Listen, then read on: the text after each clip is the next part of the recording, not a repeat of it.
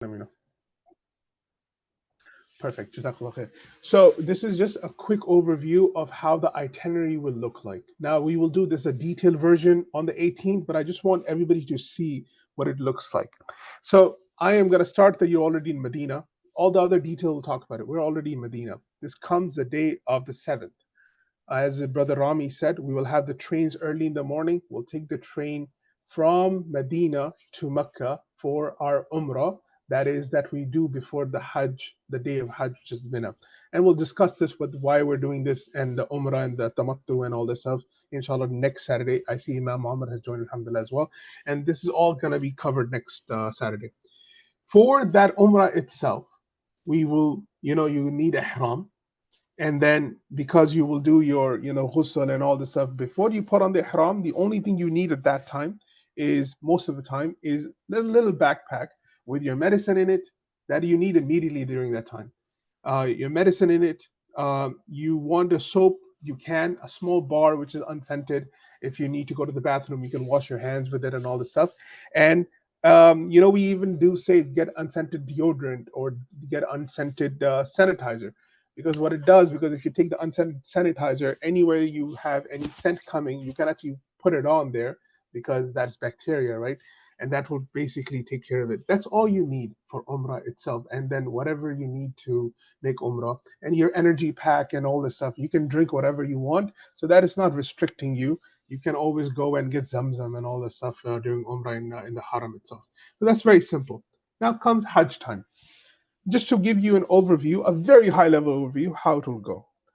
Once the day of Mina starts, which is the 8th Zul Hijjah, we will grab our backpacks because we all have access to our hotels. We're not taking our luggages, we're just taking what we need from the day of the leave, 8th of Zul Hijjah, the 9th of Zul Hijjah, and the 10th of Zul Hijjah. And I say that because we most likely be able to come back to the hotel on the 10th of the Hijjah. Now that is going to get a bit complicated with the new itinerary with the Muasim camp and the buses and not buses and all this stuff. But what you can imagine is the day of 8th Dhul Hijjah comes, which is the day we will go to Mina from Mecca.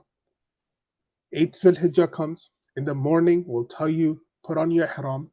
You'll put on your ihram, and we will wait. We'll meet in the lobby. We'll get together. We'll get in the bus, and we will head to Mina. This entire day of Mina is going to be relaxing, worshiping and thinking about the Hajj preparation, mental preparation. There's no activities there. You only would probably need a soap, maybe a portable fan if you feel the heat a lot more, maybe some energy bars, but you don't need that because there's a buffet and food and all this stuff. That entire day, you're still in a tent, but you are in an air conditioned tent with everybody else. There's a sofa bed available to you. There's bathrooms accessible. There's a food bar there. There's an ice cream bar probably there that you can just grab ice cream if you're feeling a bit low. Alhamdulillah, it's a very chilled environment. The only thing you're focused on again is preparing yourself. The only walk that day that you will have is probably 15 minutes, because the walk between the main road and our camp is about 15 minutes. So they will drop us. If they don't drop us right in front of the camp, they will drop us at the main road, and we will walk to Minna camp, our camp, where Al Muassim camp of Al Bayt is. We'll walk there, and that's a 15 minutes walk to that street.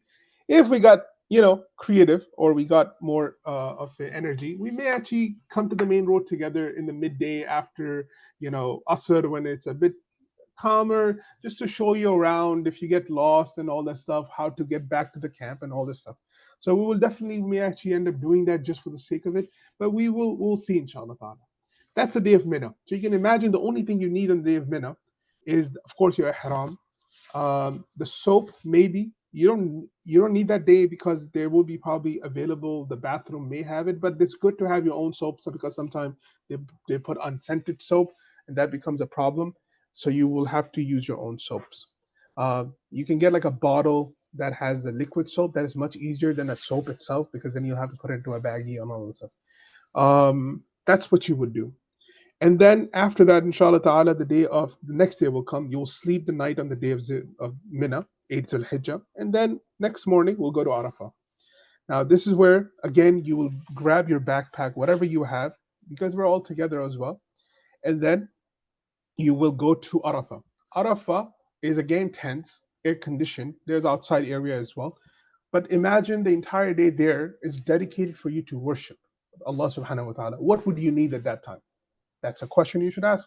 If you need a lot of little gadgets and such, that's also a question you can answer yourself. But at that moment, the entire day is basically dedicated to worship Allah subhanahu wa ta'ala. So you'll have your space, on a carpet or whatever they have put on that, the sand, and in this tent, because the tent, of course, the bottom of it is still carpeted.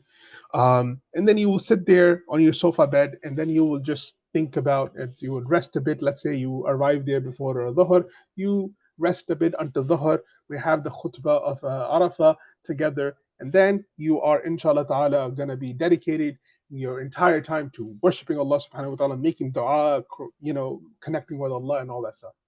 That's the day of Arafah. You still don't need a lot of these things here right now. You still have the food access, the drinks access, every access you have, alhamdulillah, you're good to go.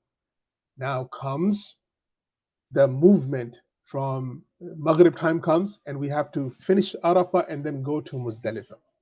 That's where it gets a bit more interesting, because now Muzdalifah is an open ground where you would not have, these amenities that we had, which is an ice cream, case that is there you can grab, or a food buffet and all this stuff. Nothing. It's a very open area and all this stuff, and it's restricted. That's the only time you will need a lot of your energy bars if you need to, and your and by the way, both from Mecca to Mina was through a bus. From Mina to Arafah was through a bus, and the Arafah to Muzdalifah is through a bus.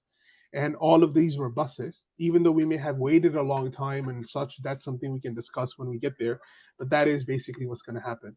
And then when we're in Muzdalifah, that's where you will, there are fountains there that you can get water. No worries, you're not gonna, no problem with the thirst part.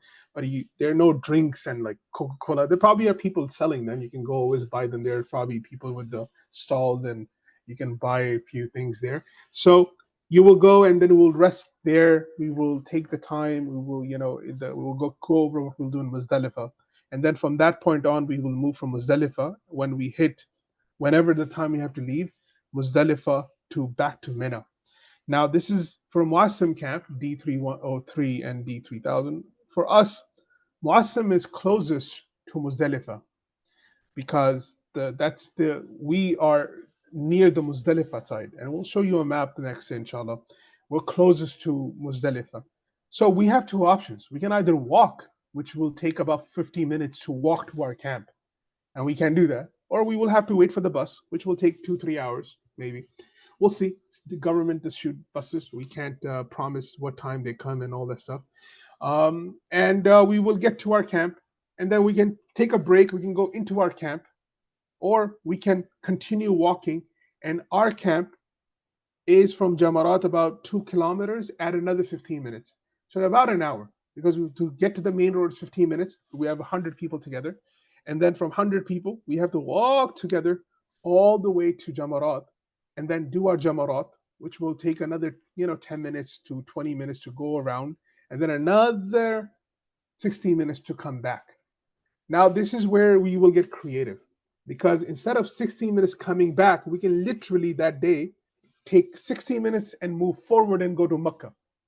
And then once we're in Mecca, we can go to our hotels, back to our hotels, back to Mecca itself, because we already have hotel access.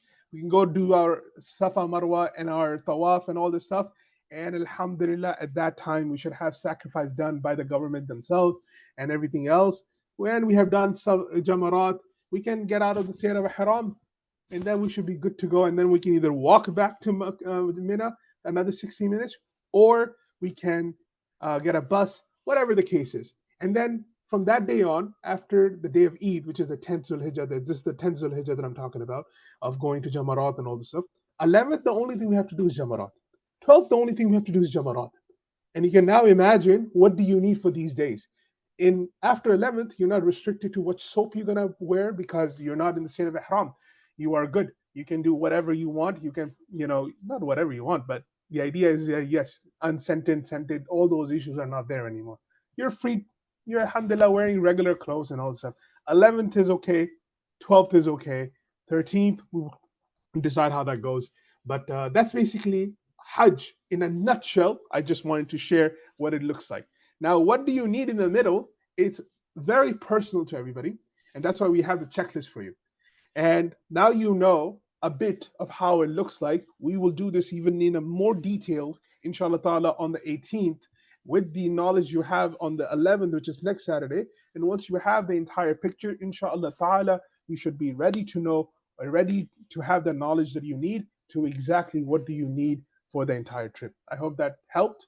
And I know the logistics have been a lot of the questions, but I hope now you can visualize the entire Hajj journey a bit. Inshallah ta'ala, that should help you prep better, and we'll take care of most of the logistics, inshallah, meaning we'll prep you even more than right now. Jazakallahu khairan. I know I took a bit more time, but again, this is Hajj. So Rami, if you want to pause the recording and stop the recording and do it again, this way, this is a part itself, inshallah. Jazakallah khair, brother Hassan. Okay, let me